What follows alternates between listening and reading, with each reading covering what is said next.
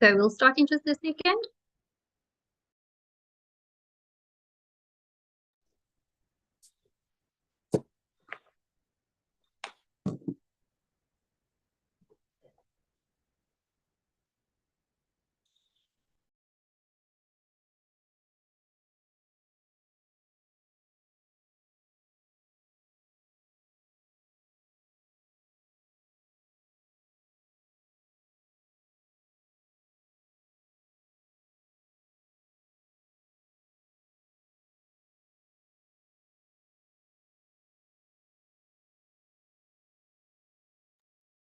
نعوذ بالله من الشيطان الرجيم. We seek refuge in Allah from the accursed shaitan. Bismillahir Rahmanir Rahim. In the name of Allah, most merciful, especially merciful. Subhanaka la ilma lana illa ma 'allamtana. Glory be to you, O Allah. There is no knowledge for us except that which you teach us. Allahumma 'allimna ma yanfa'una. O Allah, teach us that which will be beneficial for us. Wazidna ilma, and increase us in knowledge. Warzuqna fahma, and grant us understanding. Ya muqallib al-qulub, O change of hearts. Thabbit qulubana ala dinik. Keep our hearts firm on your deen. Allahumma ja'al a'malana khalisatan liwajhik. O Allah, grant our actions to be done sincerely for your sake. Wa la taj'al fiha haddan lighayrik, and let there not be in them a portion for other than you. Ameen ya Rabbil Alameen. Wa sallallahu ala Sayyidina Muhammadin wa ala alihi wa sahbihi wa sallam. Assalamu alaikum wa rahmatullahi wa barakatuh. My name is Wasfiya Al-Ghalib, and I warmly welcome you on behalf of Muslims Connected to this evening's webinar on understanding your neurodiverse child. So raising a neurodiverse child can be tricky, and to properly support our kids, we need to understand their specific needs. Counseling psychologist who is with us tonight, Sameeha Elias, discusses all we need to know about neurodiversity, including ADHD or ADD and autism, and how to cope raising a neurodiverse child. Sameeha Elias, Sameeha, I'm not sure if it's Elias or Elias, she can correct me afterwards, is a qualified counseling psychologist. She is currently practicing in the southern suburbs of Cape Town, working with children, adolescents, adults, and couples. Sameeha has a special interest in neurodiversity, anxiety, depression, grief and bereavement, trauma, phobias, eating disorders, and insomnia. If you have any questions throughout the webinar, please put them in the Q&A box, and Sameeha will answer your questions at the end of the webinar, inshallah. So I'll now hand over to Sameeha. Shukran. Assalamu alaikum wa rahmatullahi wa barakatuh, and good evening to everybody. Welcome to this evening's webinar, and thank you for joining us. Today, my name is Sameeha Elias. I am a counseling psychologist who works in the southern suburbs of Cape Town and has a special interest in neurodiversity and neurodiverse children and supporting parents as well. Please, if you have any questions, please pop them to the Q&A, and inshallah at the end of the webinar, I'll try to answer them as much as I can. So let us get started. We've got a lot of content to cover. I'm going to just find my slides.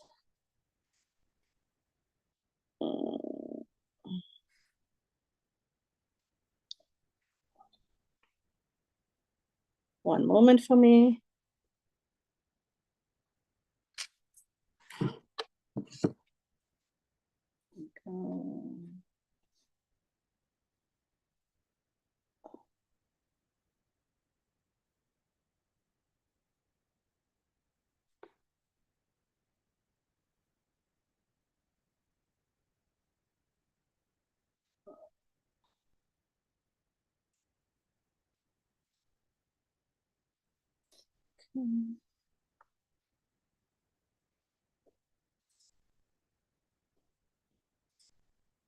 Okay, here we go. Can everybody see those slides? Just let me know.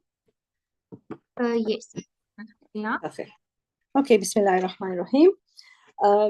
Okay, so today this evening we're going to be talking about neurodiversity and raising a neurodiverse child. What I hope that you will get from the end of this is, inshallah, that you will change your mind or your perspective on what neurodiversity means and what a child that's neurodiverse needs from us as parents, as caregivers, siblings, family members, and friends as well. So first, I want you to introduce you to the magic of being a neurodiverse child. We're going to tackle first what is neurodiversity. This term has been thrown around here and there. Lots of people are now adopting it. Kids, young adults identifying themselves as neurodiverse. What does neurodiversity actually mean? So neurodiversity is a term that's used to describe different kind of brain function and development. This means that each person has a unique brain. Some brains like to be busy and loud. Some brains need quiet and calm. And some brain needs to know all the details and facts. There are many different ways in which people's brain work. There's no one way that is correct. Now, people who have different kind of brain development and brain function, their brain works in different ways. That means they learn, they think, and process information not as we know it in our lives and what we've been taught before. This means that neurodiverse children can have unique strengths and challenges that can contribute to their successes in life. Now, the opposite or the difference between neurotypical versus neurodivergent, neurotypical is what we always knew. Someone who has a neurotypical brain has a brain that works according to the normal standards set by society. This means that the brain we know that works with the current schooling system, the current way most people function, that's what a neurotypical person or neurotypical brain is referred to as. Neurodivergent is anything that is not neurotypical. Okay, neurodiversity, what is it exactly and where did it start? So there were a number of brain studies that show that there are differences in the actual brain imaging between people who think and learn differently than those who are neurotypical. Neurodiversity refers to the different ways in which the brain functions and processes information. These kinds of conditions include autism, attention deficit hyperactivity disorder, which we'll be discussing a lot of later, dyslexia, and others. It is very important to know what kind of brain our children have so that we can take care of it properly. It helps us to figure out what they need to feel happy and safe. And this is why we need to change our perspective about what neurodiversity actually is and how we can make this better for our kids and ourselves.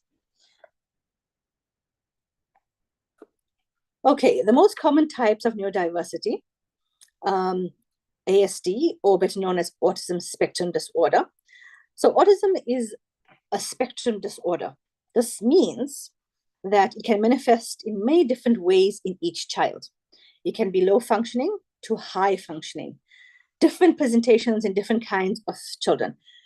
It is not what we usually think, that a person who's autistic is sitting in a corner, rocking back and forth, absolutely mute, unable to have conversations, can't express themselves, can't function in the world. Autism can be presented in many different ways. That's what we know and we believe that an autistic child looks like, but that's not true. The second one is attention deficit hyperactivity disorder. I'm going to talk a lot more about that in the later slides. I want to move on to dyslexia. Dyslexia is a condition where the brain has difficulty in processing written language. So it processes it differently. It involves difficulty with reading and writing. The next disorder, neurodiverse disorder, is sensory processing disorder. In this disorder, this affects the way the brain processes sensory information. This means the information that you get from your environment via your senses, which is sight, smell, hearing, touch, and taste. These people get heightened sensory or very low sensory and need help with how their brain processes this information. Dyspraxia. This kind of neurodiverse condition affects a child's movement and coordination. All those tasks requiring balance. These children's brains work differently than neurotypical brains. Okay, let's talk more about autism and ADHD. Lots of people confuse the two or are very scared of either one. So ADHD, or attention deficit hyperactive disorder, is similar to autism, but also very different. We find that children who have either or usually can present with both autism and ADHD. Now, the differences are, in attention deficit hyperactive disorder, the child is prone to tantrums and meltdowns due to frustration or lack of impulse control. In autism, the meltdowns are a result of increased sensory processing issues, lots of anxiety around communication, difficulties, and just feeling overwhelmed with all the sensory information that the body is receiving and the brain is receiving. An ADHD child has trouble waiting their turn and being patient, whereas an autistic child is very troubled by safety, danger awareness, feels lots of anxiety around being safe and secure. An ADHD child has trouble staying on task unless an activity is very enjoyable. Then they are able to continue the activity for as long as they want to. An autistic child has specific interests that they're very obsessed with. They are very obsessed with specific interests and experiences, and they often keep talking about the same things and the same ideas and the same experiences and the same topics over and over again because they have such a keen interest in them. An ADHD child seems forgetful, easily distracted, and daydreamy. An autistic child avoids eye contact and is not very happy with physical contact as well. Okay, ADHD and autism can occur very often together in a presentation in a child. Sometimes an ADHD child can have autistic traits or vice versa. What to look out for is they overlap in many of the middle information. We talk about more of that as we go along. But the differences on the side of the circle, as you can see, an ADHD child craves novelty, whereas an autistic child it's very important to have routine and structure and craves familiarity. An ADHD child may have difficulty regulating attention and focus, unable to stay in sustained attention, whereas an autistic child finds comfort in repetitive behaviors and routines, making them feel safe and secure. An ADHD child may have difficulty understanding what their friends are saying in social settings because they are not focused or have attention issues, whereas an autistic child has an issue reading social cues intuitively. They don't understand what social cues mean or facial expressions. They don't know intuitively what that means. ADHD is characterized by hyperactivity and impulsivity, or one form of ADHD looks like that. An autistic child needs strict adherence to routine. So there's no time for impulsivity or hyperactivity. They like things in a rigid way that makes them feel safe. An ADHD child has inhibition difficulties because of the impulsivity. Doesn't like to sometimes do things that they're supposed to do, whereas an autistic child has a high need for verbal content. Okay, attention deficit hyperactivity disorder. The name suggests a deficit and suggests hyperactivity. This is not really an accurate form of what this medical condition is about. Attention deficit hyperactive disorder can have three types. The one is inattentiveness. The second one is characterized by hyperactivity and impulsiveness. And the third one can be a combination of the first two, inattentiveness and hyperactivity. Now, the name suggests that there is a deficit, and we want to challenge that today. It may mean that from the name, that children who have ADHD are unable to focus their attention. But we're going to learn today that this is not actually the truth. They're able to focus their attention when they want to and when they are interested in something. And we'll learn more about the ADHD brain soon.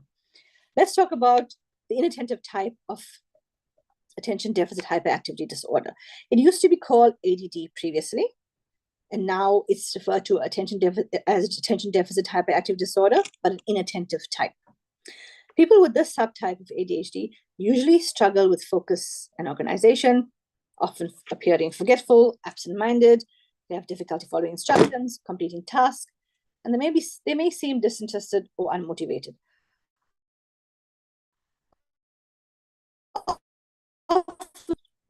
In a school setting, this type of ADHD does not involve hyperactivity or impulsivity, which is common for the other type of ADHD that we're going to talk about now. ADHD, the second subtype, as we were talking about earlier, this type is characterized by hyperactivity and impulsiveness. Often, we have this image of a child who has ADHD as somebody who's running around crazily, climbing the walls, breaking things as they go along, somebody who's totally out of control. Yes, there is hyperactivity and impulsiveness, but it doesn't always look like that. What does this look like then? ADHD with hyperactivity and impulsiveness looks like somebody who's always on the go. Fidgeting, restless, blurting out answers, excessive talking, inability to wait their turn, squirming in their seat, butting in conversations. All of these things are part of the impulsivity and hyperactivity that is experienced in this subtype. Okay, so let us now learn more about how the ADHD brain, this is where the neurodiversity comes in. If we understand how our child's ADHD brain works, we can help them to feel happy and safe. And that is what we want to try to do. So according to brain function tests like the fMRI, people with ADHD have less blood flow to certain areas of the brain, like the prefrontal cortex.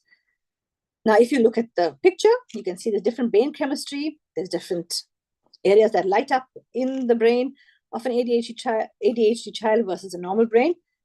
This imbalance in neurotransmitters occur in 4 different areas of the brain. These 4 different areas are the areas that are important for executive functioning, that is planning and organization. The reward and pleasure center, that's where the impulsivity comes in. The calming center of the brain, that's where the hyperactivity comes in, and the center that regulates emotion. And often this 4th center of the brain is not really taken into account when people are explained about ADHD and how the brain function is different.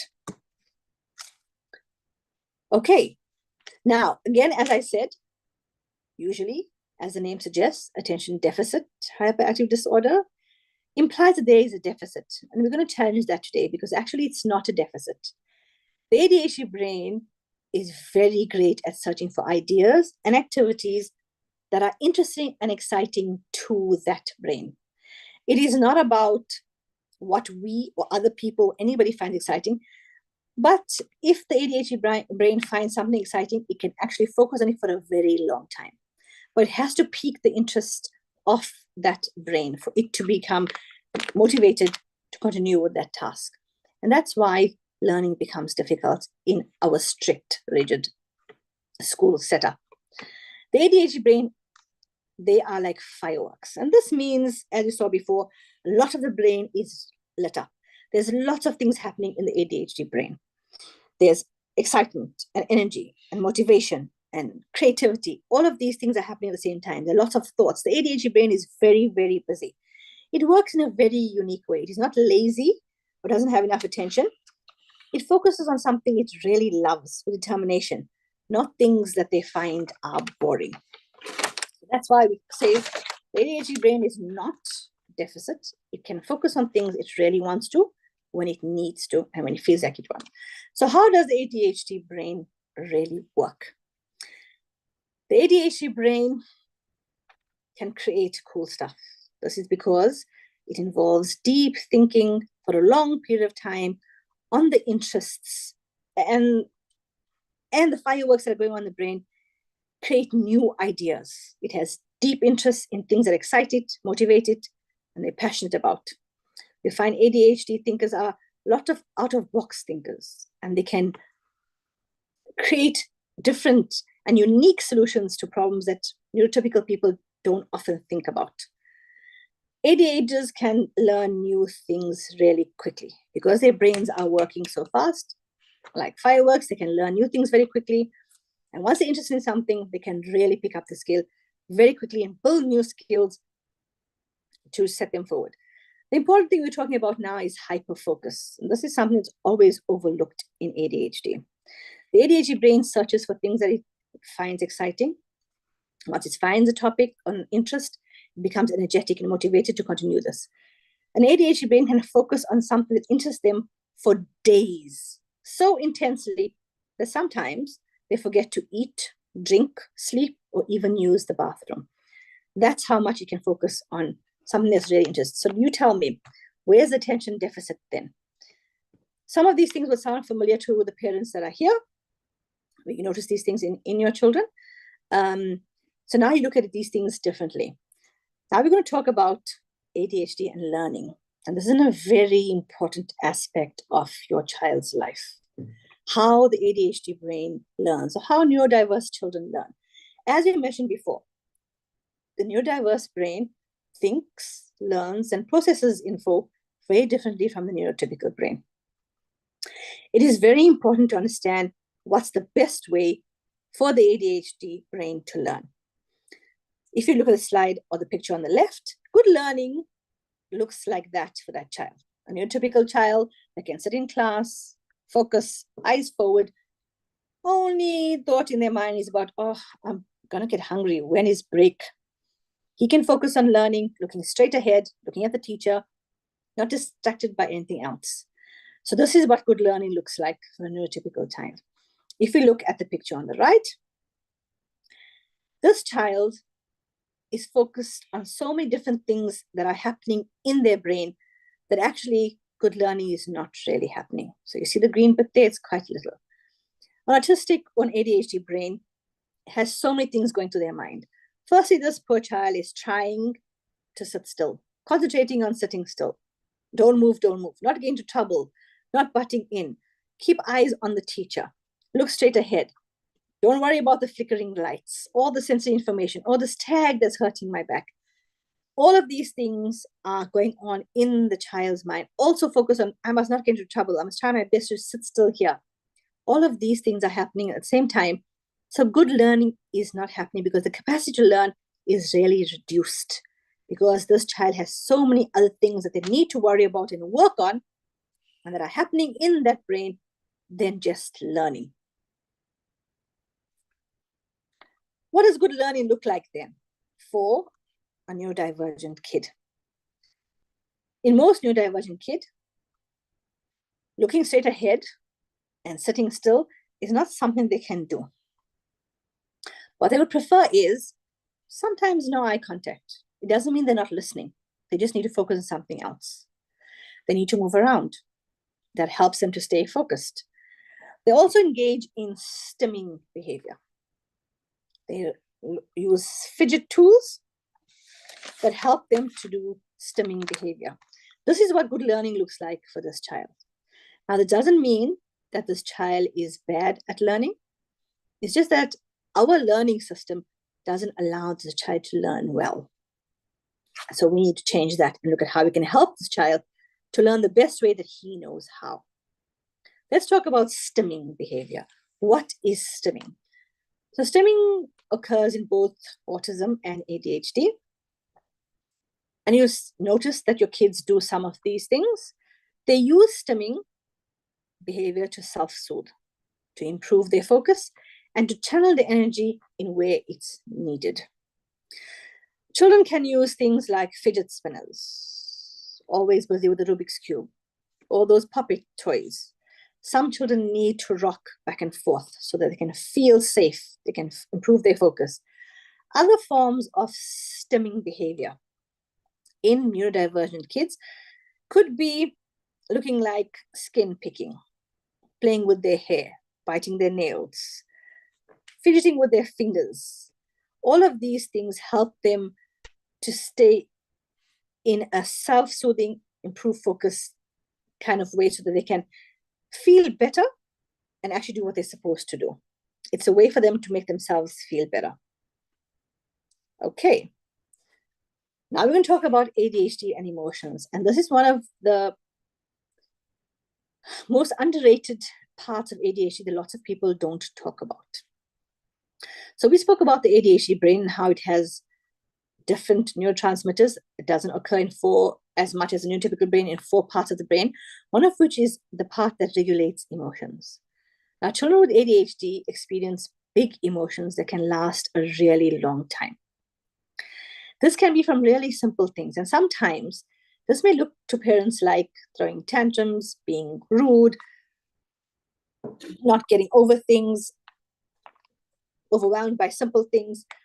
But remember, their brain has no filter. As a neurotypical brain has a filter where we can decide what sensory input we want to put into our brains, what kind of things we let go in. An ADHD brain has no filter, so all the information comes at the same time and becomes overwhelming.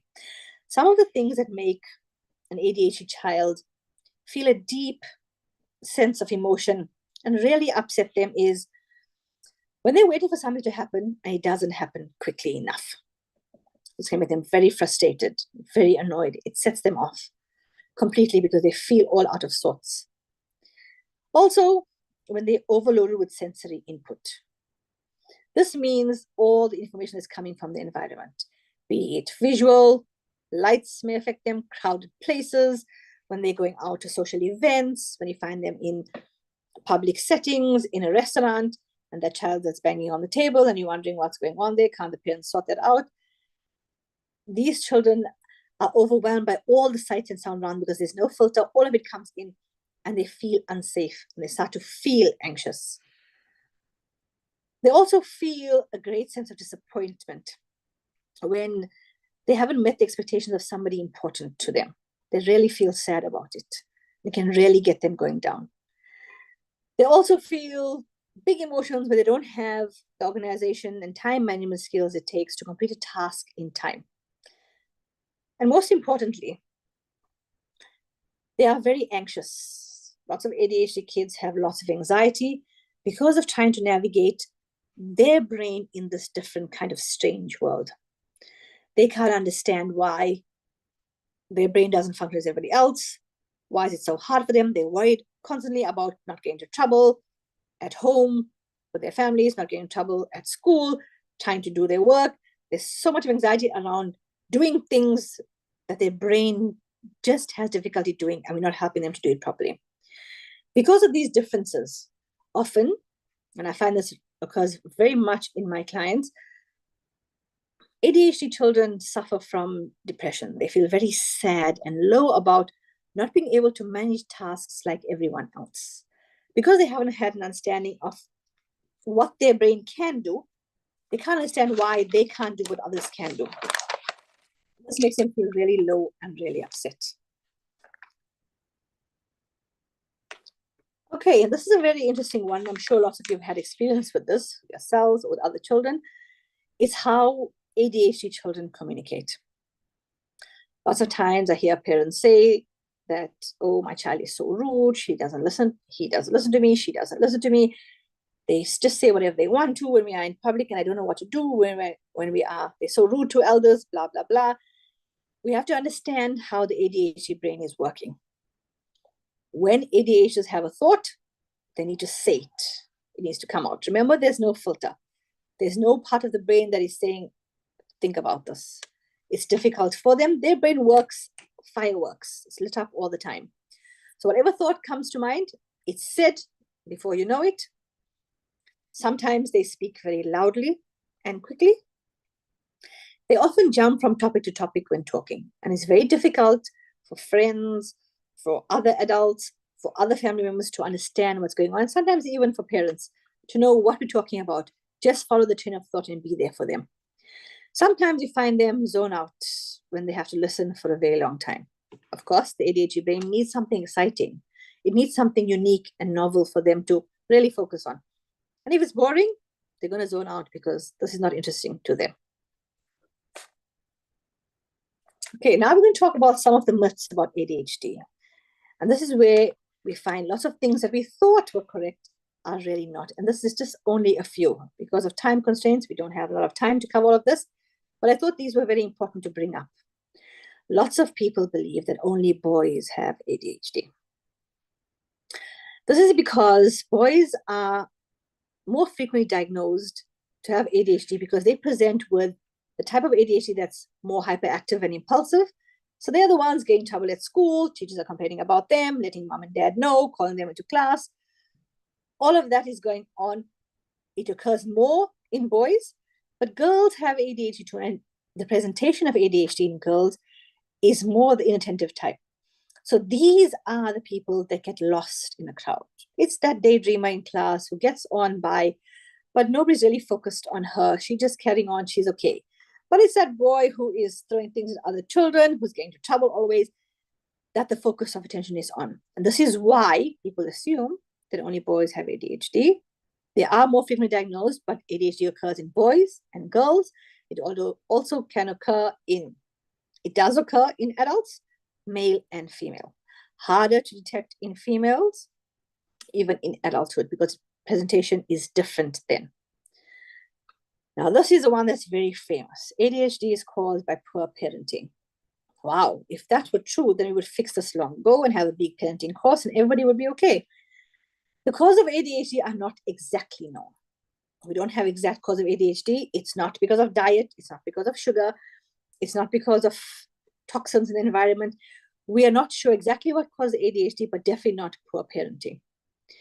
What plays a significant role in ADHD is genetics.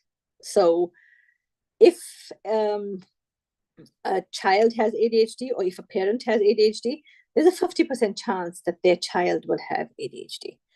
Often I find, and this is in practice as well, when we find that a child has this neurodiverse condition, we can identify which of the parents it has come from.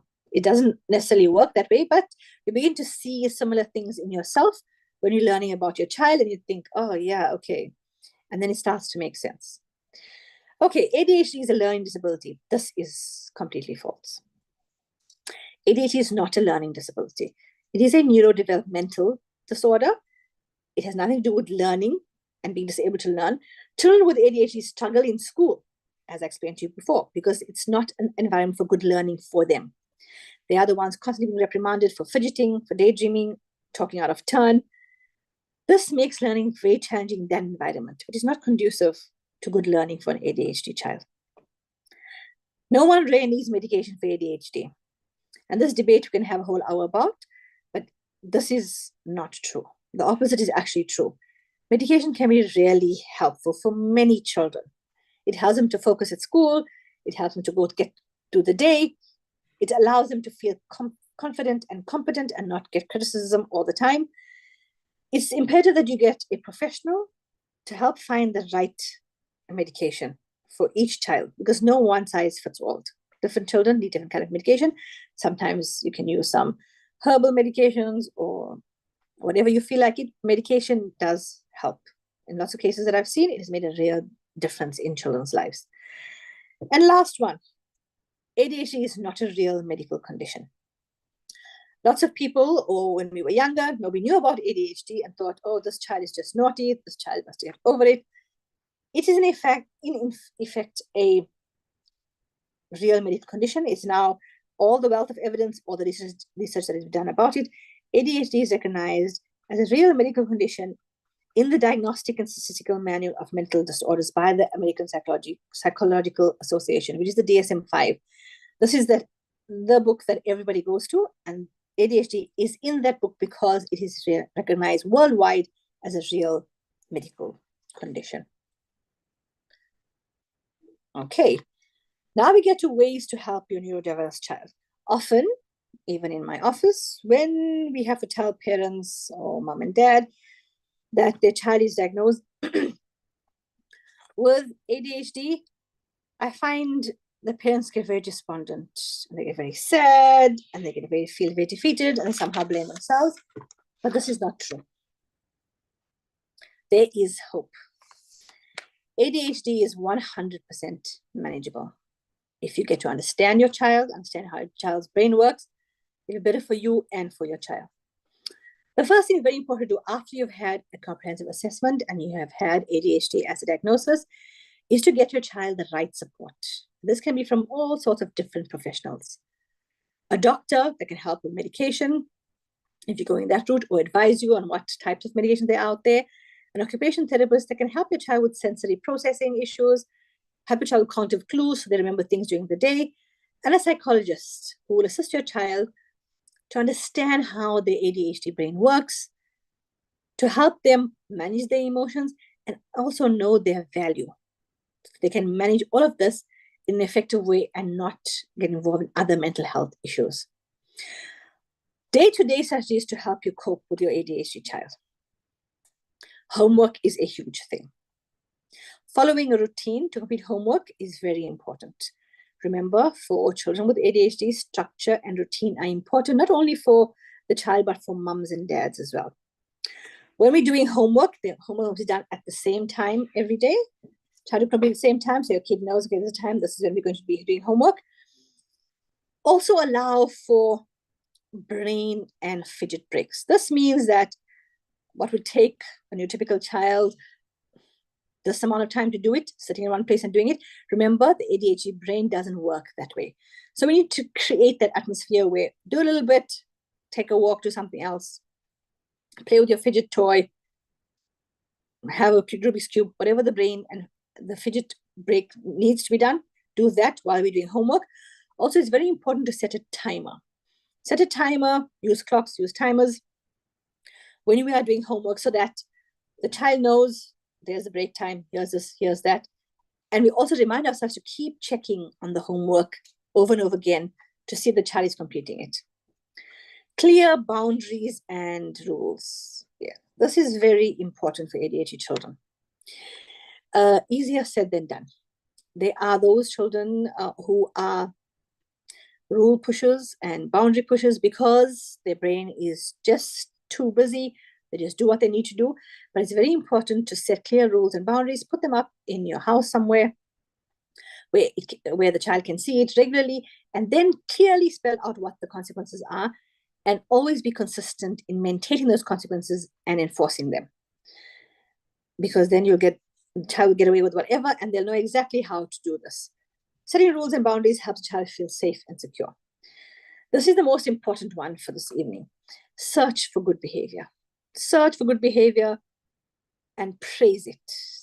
The ADHD brain is so used to receiving lots of criticism from teachers, from parents, from other parents, from friends, from everywhere else, that we need to give this neurodiverse child more praise. So the slightest, the smallest of behaviors that you've noticed, praise it. The reward system works very well for the ADHD brain. Putting up a star chart or just praising with words really makes them feel good. Helping your ADHD child make friends. So because they sometimes appear too intense or because of their emotional regulation issues, some children who have ADHD find it difficult to make friends. Or if they make friends, they find that they are very easy taken advantage of and bullied because of them trying to fit in. And this creates unnecessary issues for the child. So as a parent, try to help your child make friends, invite 1 or 2 people, not overwhelming, to the house, play dates, whatever. Try to manage that space for your child in their time, in their space, and what their brain can manage. Very importantly, breaking down tasks in small, manageable parts. The ADHD brain gets overwhelmed with lots of information. So break into small parts. This is what you have to do now for the next 15 minutes. It doesn't feel like it's so huge, and they feel more confident in having to finish that task and not overwhelmed. When you're talking to a child with ADHD, very importantly, tap them on the shoulder or on the side of their arm, get their attention, make eye contact with them, and give brief, short commands and simple instructions. This means they mustn't be very wordy. So if you say to your child, go to the kitchen, open the 3rd drawer and bring me the ladle, too much information. Too much information. You need to break it down. Remember, by the time you said ladle, the ADHD brain has already thought about something else. So go to the kitchen would be one. And then from there, we give the other instructions. Short, simple instructions, short commands, so that the child can do those tasks easily. Very importantly, having a calm and quiet area for your child when they're feeling overstimulated with all the overstimulation from sensory input, from their brain being so active and being so full of noise all the time. It's important to create, not necessarily, it can be in their bedroom or an area where the child can go to just to have some quiet time. So they have that quiet area so they can feel like they can come down, they can do some stimming, whatever they need to do to feel better and to feel calmer in that area. Getting your child involved in sports is a very great way to expend excess energy. Sign them up for sport, letting them burn off some energy because the ADHD brain has extra energy and they pick up skills so quickly. Sport is a very nice outlet for helping your child release some of that excess energy. Spending one-on-one conflict-free screen-free time with your child. This is very important because I often hear in my office, moms telling me that their children with ADHD are very clingy and very needy. This is because they feel very unsafe and they feel very insecure with all these things happening in their mind, with all the misunderstandings, all the criticisms, lots of it is going on in their mind. They feel overwrought with emotions. Spending quality time with your child, helping them to feel seen and heard is very important so that they know you are there and they feel secure. Most importantly for the parents, getting support for yourself.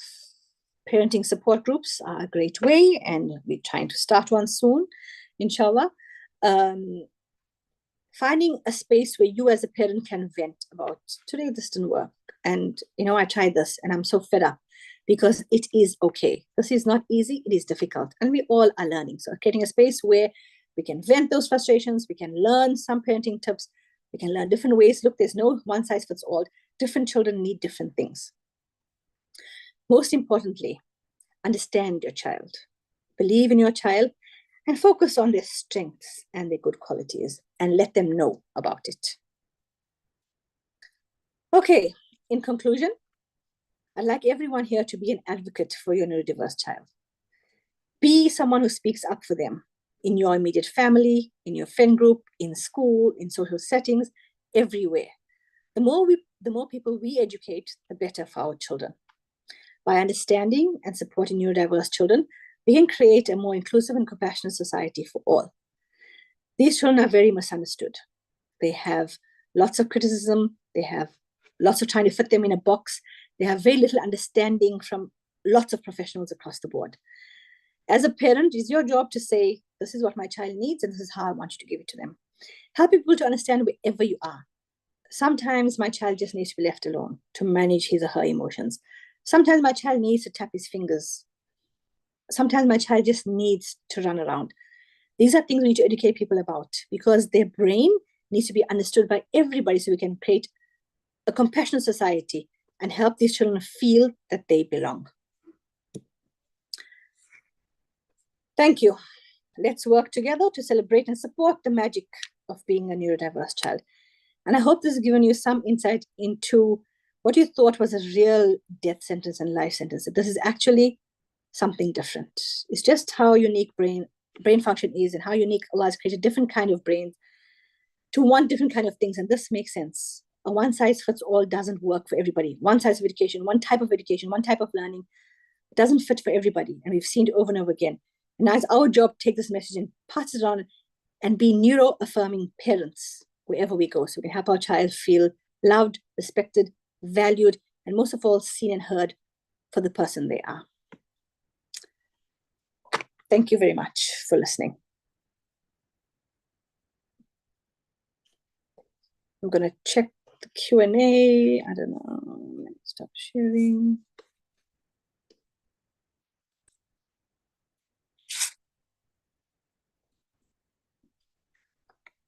Where are we?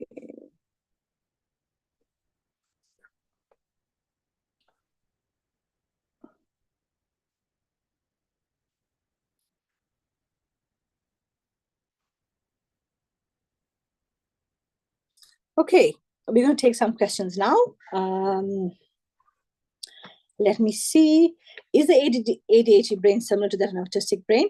Yes, they are similar, but they're also different. There are lots of similarities, lots of overlaps in certain things, as the slide showed you, but not all of it is similar. Where there's hyperactivity and there's impulsivity in an ADHD brain or intentiveness, an autistic brain is very much focused on routine and structure and the same things over and over again. And that's where they differ slightly. It occurs very often together. A person who's autistic can have ADHD and vice versa. They occur very much often together. And that's why one of which is missed, or one gets diagnosed first and the other gets diagnosed after. Is the medicine that they give to kids with ADHD good to take regularly? Yes. So healthy medication habits is very important. The ADHD medication, depending on what kind of medication is long acting or slow acting, has to be taken every day, because the child himself or herself will feel the difference. And you can play around with what kind of medications. If one is not working, there are others. There's a lot of medication on there. There are stimulants, there are non-stimulants. Depending on what works for your child, your doctor can advise you and try different kinds of medications to see which one works. But once you have been prescribed medication, take it. Usually they put them on a trial for a while, and then you can see if that works, and then you can always change to see what works for your child. My details are with Masood and Muslims Connect. You can know how to get in contact with me. They have my details. You can get my details from them, inshallah. My best friend's 20-year-old ADHD daughter wakes up in the middle of the night and goes to her mom's bed to sleep with her. What can be the cause of this? So, as I explained to you, there can be very many different causes of this. But ADHD children in general, they feel very insecure. They need to be close to a place of safety. They're also very prone to, as I mentioned, anxiety, which can affect sleep. And if the child is, well, she's an adult, if she's not medicated or if she's having anxiety issues, this can lead her to feel very insecure and very scared and worried in the night, and then wanting to go to her mom's bed to feel that safety and security. That would be my answer regarding ADHD, but it could be a number of things. I need more information to see what we can do. What is the recommended age to start medication? Also, to have the child assessed. There is no recommended age. There are different types of medication for different age groups. ADHD, I know people who have diagnosed in their 40s, some people diagnosed in their 8, some people diagnosed in their 12. It just depends on how aware the parents are of what's going on. It usually comes a lot from the school when the child gets into trouble and not be able to finish the work. That's where the first signs come through. It usually happens after 4 or 5 years old when the child now starts big school, and then we find the child is not managing certain tasks and there's certain things. So if you are seeing any of these signs, it's good to have an assessment, and then you can decide what the course of action is. Once you have a full assessment, then you know what you're working with, and then you can take it from there. An assessment can be done at any age. There are different age groups that have different assessments, but you can have it done, an assessment done at any age to give an idea of what the brain function is like and how much ADHD is affecting schoolwork or anything else, and then you can take it from there. Okay. At what age is acceptable for a diagnosis? My spouse was only diagnosed with ADHD as an adult, albeit he had all the telltale signs from childhood. My child is showing signs of sensory seeking, speech delay, hyperfocus, etc. It was mentioned earlier in the slides that there are multiple neurodivergent disorders, autism, ADHD, etc. So I do feel my 3.5-year-old has some of the neurodivergent behaviors outlined. I'm certain when he is the best age to get specific evidence for my case. So as we spoke about it now, it usually happens after 4 or 5, once the child has started school. You can have the child assessed for sensory issues by an OT. They'll be able to tell you. Somebody will specialize in that age group. Once we get to school, work, and we get to that kind of thing, it's more evident about how that is affecting it. They are screen tests and tests to be done at any age. It usually happens a bit later. Well, school starting age around 6 or 7 or 8, where we start to see that the ADHD brain is not working like neurotypical brains and needs other things, and that's when it happens. So if you are having signs of this, an OT can help you, or a psychologist can point in the right direction of exactly where to start. If you'd like to start early, there are lots of things, and if your husband has ADHD, the likelihood of your son having it is 50%. And we can get him some help if you are such an aware mom, inshallah, soon.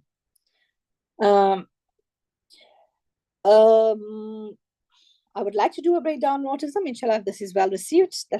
There's too much to cover with ADHD and autism, so I picked ADHD for this time, and inshallah, we can definitely do a one on autism. My 8-year-old daughter tends to become extremely emotional and tends to have meltdowns, screaming, shouting. Is there advice how we can manage the situation? Jazakallah. Yes, this is common with ADHD children. As I explained to you, they have very big emotion, and they have meltdowns and screaming.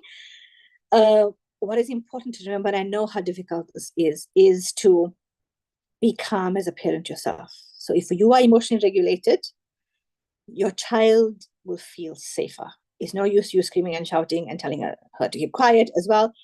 It's not going through. When they are so emotionally activated, we just need to love them and hug them and show them that we are there. and that whatever they need, we can give them.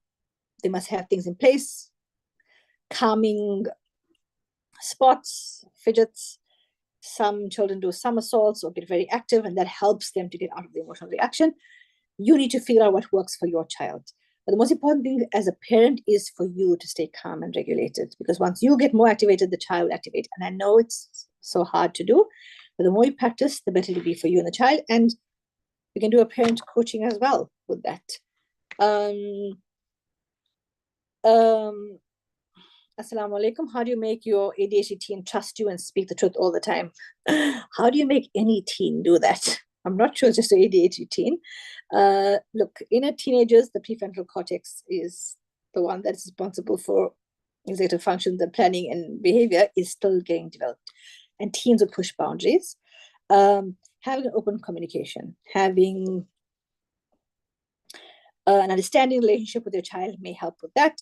It's not necessarily an ADHD teen thing, but I know because of impulsivity, they tend to speak whatever they want to. But it's about navigating them and helping them understand their brain, and you helping them to show that you support them and you can make that better for them, inshallah. 2 years old is a bit young to know. If you can see that they're neurodivergent behaviors, then we can take that little kid for a test and see where we are. But it starts to develop, and you start to learn more about how much the neurodivergency is there and what type it is as child goes a little bit older.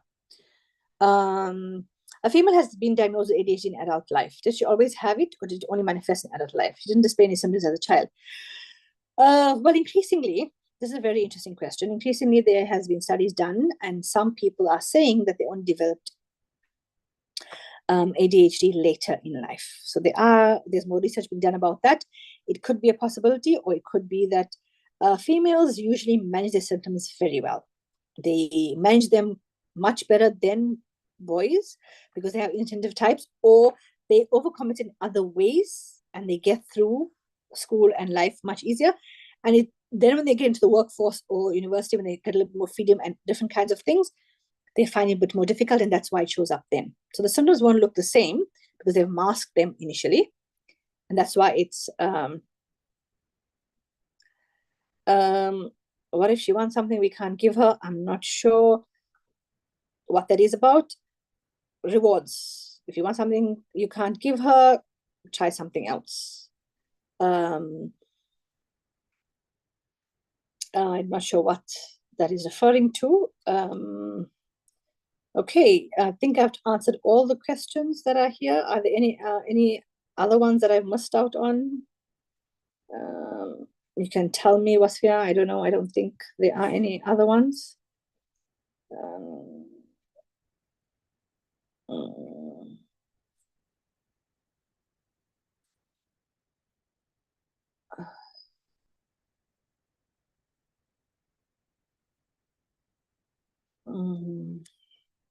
No, I think that's it.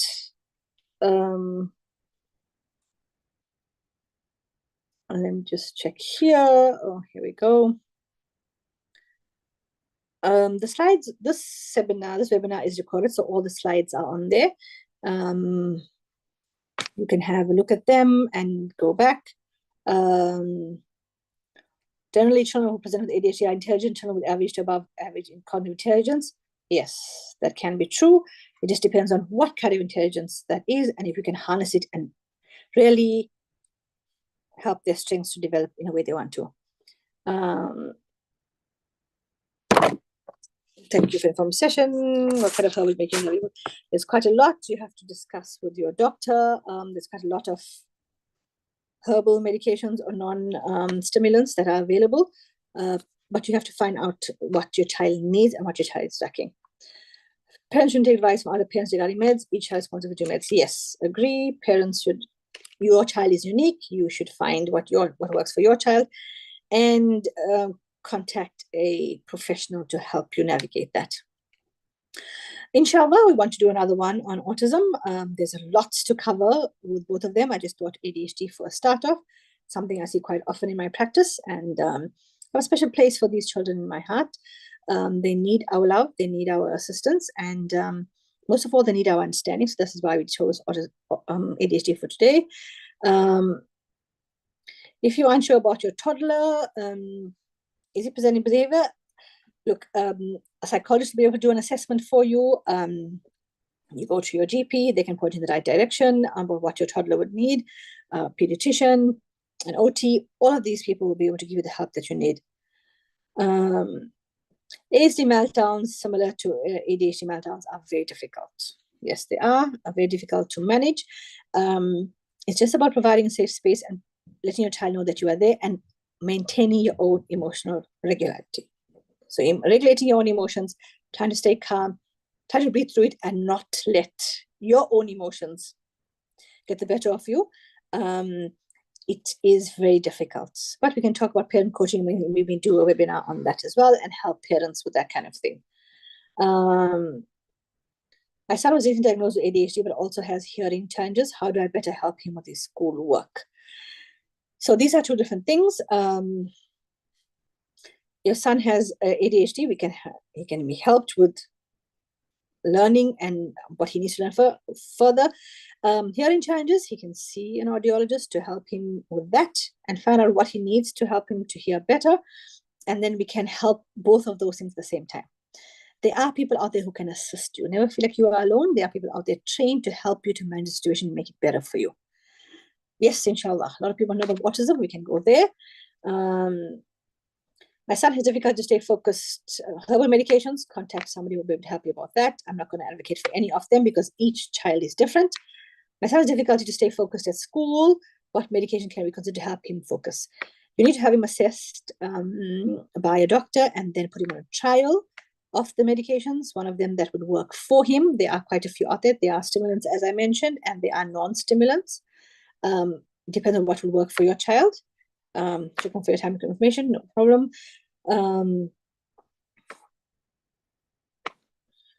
My views on medication are that it is useful and it helps not only children, but it helps students, it helps children. Some of my clients are on that medication and I have seen the difference for them. You have to find what works for your child. Some children don't get any help with Ritalin and they need to take another medication. There's Vyvanse, there's Nupon, there's quite a few out there. But you have to contact a professional that's going to help you navigate that for you and your child. It's not a one-size-fits-all.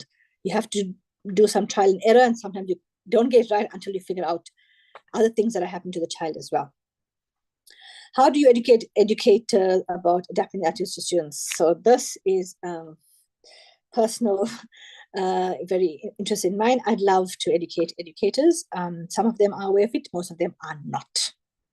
Sadly, they also conform to the sit and listen. Don't look around, don't do this, and then names on the board, and people are getting demerits and sanctions and whatever. And these children are getting lost in that kind of system and being very demotivated to go to school and to study. I'd love to have a webinar or educate educators about this, but your job as a mom is to go and explain to them that your child needs something different. And if they don't know about neurodiversity, then teach them. Make them aware of how your child's brain works and what they need to do to help him or her learn better at school. Because that's where they spend most of the time. And your child needs you to advocate for them. Your child needs you to speak up. So inform them about neurodiversity. Tell them to watch this webinar and see what they come up with. Very important. There's lots of information out there. Lots of information is not totally correct, but there's lots of information also out there that is very helpful. So they can get lots of information about it and they can learn about it. This is the new wave. This is what it is now. My views on medication are that there's a time and place for everything. It can be Ritalin, it can be anything else. Some children respond very well to it, some don't. It's not a one-size-fits-all, as I'm mentioning. Whatever you want to for your child, consult a professional who will be able to guide you through the process and help you find the best medication. That's the way you would choose to go for your child that will help him function better in school and at home, wherever. I think that's it. Yeah, I think that we are done. Thank you everyone for joining me. I see there's a lot of requests from the autism webinar. Maybe we can look at doing that. Maybe some parenting coaching tips on our webinar on that for us to get some help parenting and to also help us form a support group. If anybody needs my details, Muslims Connect has them. I'm sure Masood has them. He can send them to you. Any other questions, I will try and answer them. Thank you so much for joining me this evening. I hope you learned something about you and your children, and I hope that we can make this world better for them, inshallah. Assalamu alaikum wa rahmatullahi wa barakatuh.